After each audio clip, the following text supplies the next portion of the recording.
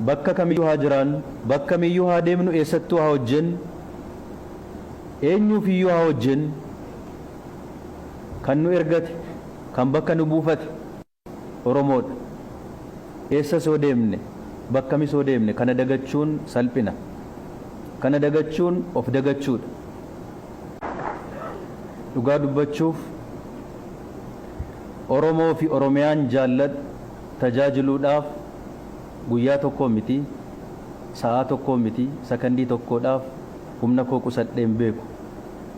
Guyyaan pirezidaantii mootummaa naannoo Oromiyaa ta'erraa kaasee hanga guyyaa har'aatti hamma yaadee fi hamma Oromoon narraa eegoon hojjechuu baadhellee jaalallin ani Oromoodhaaf Oromiyaadhaaf qabu yoo xinnaate qabeenyin ani dhuunfaa kootti qabu lubbuu kooti. Lubbuu koo Oromoodhaaf Oromiyaadhaaf dabarsee kennuudhaaf yeroo kamiyyuu qusadheen beeku. Kanaaf kana godhuudhaaf haala hundi keenya keessa dabarsine,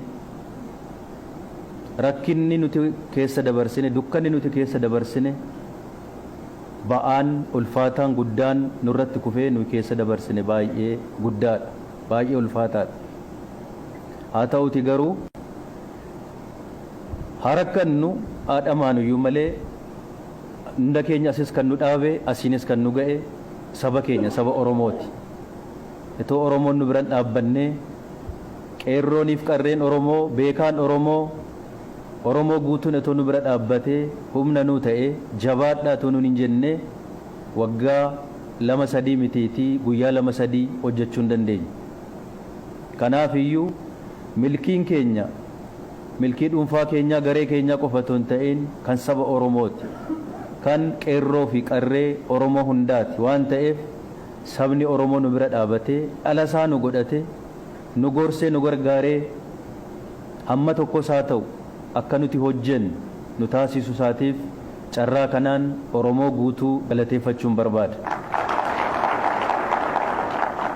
Akkasumas hoggantoonni mootummaa naannoo Oromiyaa sadarkaan jirtan baay'ee waliin dhamaanee, baay'ee waliin rakkannee yoo xinnaate saba keenya qaanii jalaa baasuudhaaf, rakkina irraa furuudhaaf ana waliinis dhama'aa turre waan ta'eef anis akka nama tokkotti yoon hojjedheyyuu wanti nuti arganne waliin hojjenneetu argamsiisne waan ta'eef na gargaartanii hogganaa keenya jettanii na amantanii qajeelfamaaf waa hundaan ani isinii kennu narraa fudhattanii waliin hojjechuu keenyaaf carraa kanaan guddaa galatoomaa isiniin jechuun barbaada.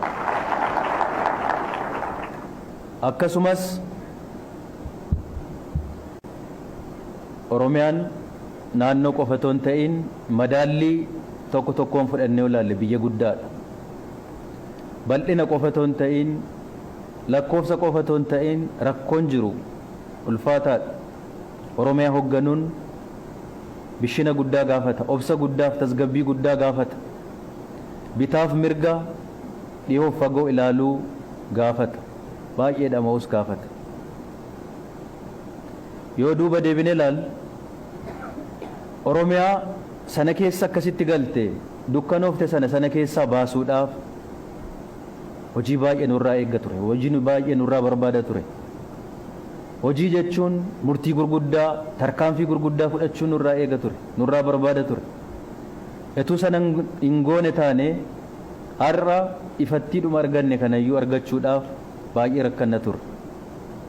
Sana keessatti akka mootummaattis gareedhaanis haa ta'u akka pirezidaantii mootummaa naannoo Oromiyaatti murtii hedduu dabarsaa turee jira, murtii hedduu murteessaa dhufeera.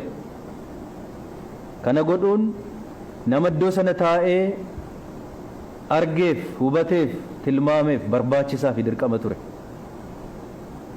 Hoggantoota baay'ee irratti tarkaanfii hedduu fudhadheen jira. Dhimmoota garaagaraa irratti murtii garaagaraa, murtii gurguddaa dabarseen jira. Yeroon kana godhu eenyuun iyyuu jaalladhee, eenyuun iyyuu jibbee etuu hin ta'in kanan ilaalaa ture Oromoof Oromiyaa, rakkina Oromoo fi Oromiyaa waan tureef warrin beekees dogoggorees isin mufachiise tarkaanfii kana keessatti murtii kana keessatti hoggantoonni baay'een namoonni baay'een akka jirtan nan amana. Yaadi koof murtiin koo Oromiyaa fayyisuudhaaf Oromoo fayyisuudhaaf akka ta'e akkanaa hubattanii fi carraa kanaan namni ani miira keessan tuqe isin miidhe yoo jiraate dhiifama akkanaa gootan carraa kanaan dhiifama gaafachuun barbaada. Akkasumas ummanni keenya baay'ee nu abdatee abdii guddaa nurratti gatee waa baay'eetu eebotuu etuu beela'uu nu eegaa turee jira. Nus hawwiin keenya beelaa fi dheebuu uummata keenyaa baasuudha. Kana godhuudhaaf waan baay'ee hojjenneerra. Jijjiirama baay'ee finnee jirra.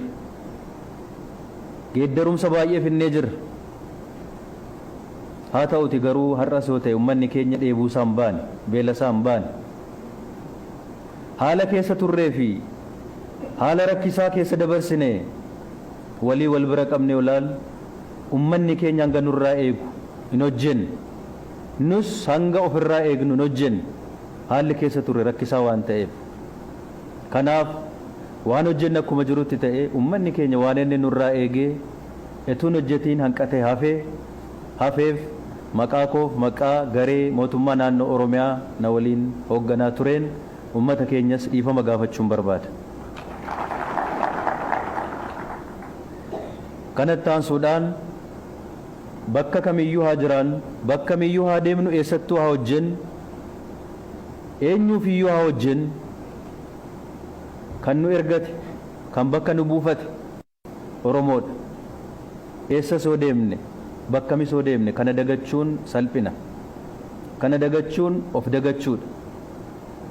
Har'as pirezidaantummaarraa ka'ee bakka biraatti ergama biraaf haa deemu iyyuu malee ergamni koo kaleessaa har'as hin jijjiiramu, borus hin jijjiiramu. Qabsoon saba keenyaa hanga galma ga'utti eebuun beelli saba keenyaa amma inni dhugoomutti qabsoo kaleessa jalqabe akka dhuunfaa koottis borus kan itti fufu ta'uu isaa kabajamaa caffee keenya fuulduratti ibsuun barbaade.